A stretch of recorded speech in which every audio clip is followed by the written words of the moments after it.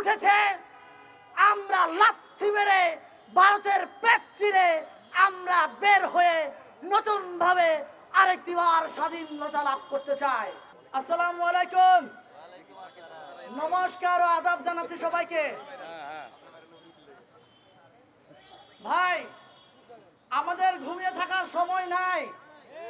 ভারত যেভাবে আমাদের উপরে উঠে পড়ে লেগেছে, আমাদের গায়ে এসে ওরা আমাদেরকে মেরে ফেলার হুমকি দেয়। শুভেন্দু বাবু যে চক্রান্ত করছে, এই চক্রান্তের তীব্র নিন্দা আমি জানাচ্ছি। আমি বাংলাদেশের আপামর জনগণকে উদ্দেশ্য করে আহ্বান করতে চাই, আপনারা সকলে প্রস্তুত হন। ৭১ যেমন শেখ মুজিব বলেছিলেন, তোমাদের কাছে যা আছে তোমরা প্রস্তুত হও। আজকে আমিও আপনাদেরকে আহ্বান করতে চাই, আপনারা প্রস্তুত হন। ভারত আমাদের বিরুদ্ধে ষড়যন্ত্র করে আমাদের সার্বভৌমত্বকে হুমকির মুখে ফেলার জন্য ওরা ষড়যন্ত্র চালিয়ে যাচ্ছে। আমরা আমাদের বাংলাদেশের ভাইরা অনেকেই সন্দেহ প্রকাশ করেন, অনেকেই ভয় পান। আমরা আমাদের চারপাশে যেহেতু ওরা আছে, ওদেরকেই নাকি আমাদেরকে নম করতে হবে।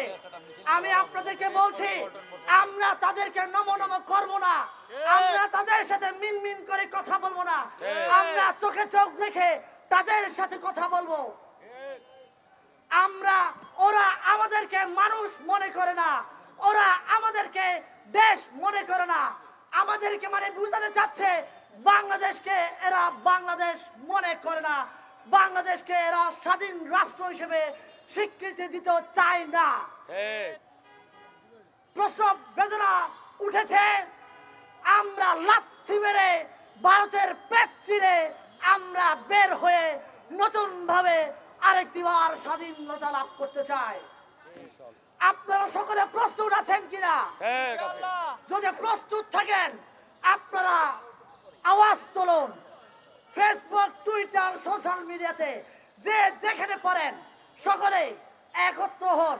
আমার বাংলাদেশের প্রশাসনকে অনুরোধ করব, আমার সেনাবাহিনী ভাইদেরকে অনুরোধ করব, আপনারাও প্রস্তুত হন।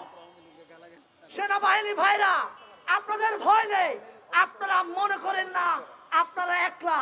আপনাদের সাথে বাংলাদেশের 18 কোটি মানুষ একসাথে একযোগে ৭১ যেমন পাকিস্তান হানাদার বাহিনীর বিরুদ্ধে সংগ্রাম করেছিল, আমরাও আরেকটিবার তাদের বিরুদ্ধে সংগ্রাম করতে চাই। তাদের আগ্রাসনের বিরুদ্ধে আমরা রুখে দাঁড়াতে চাই। শুভেন্দু আমার বর্ডারে এসে উস্কে দিয়ে আমার বাংলাদেশের পতাকা পুরানোর মতো ওরা সাহস দেখিয়েছে, আমার বাংলাদেশের দূতাবাস হামলা করার মতো সাহস দেখিয়েছে। এখন তোমার দূতাবাস বাংলাদেশে কি নাই? তোমারও দূতাবাস বাংলাদেশে আছে। আমরা যদি হামলা শুরু করে তাহলে তোমাদের সব কথাকে বলেছিলেন না শুভেন্দু, ঝুলায় রাখবা আমাদেরকে। তোমাদের দূতাবাসের সকল কর্মকর্তা লোকদেরকে আমরা ঝুলায় রাখবো, কিন্তু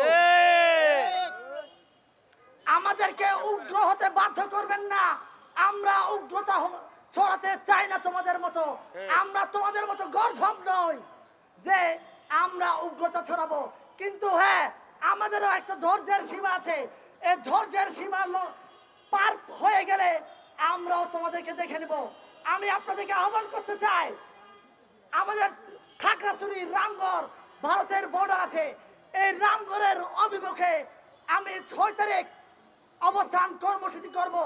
আপনারা যারা বাংলাদেশকে ভালোবাসেন, যারা এই ভারতীয় আগ্রাসনকে রুখে দাঁড়াতে চান, বাংলাদেশকে উচ্ছেদ করতে চান, আপনারা সকলে রামগড়ে উপস্থিত থাকতে পারেন। ওই দিন খাগড়াছড়ি জেলা রামগড় উপজেলায় উপজেলার অভিমুখে আমরা কর্মসূচি ঘোষণা করলাম।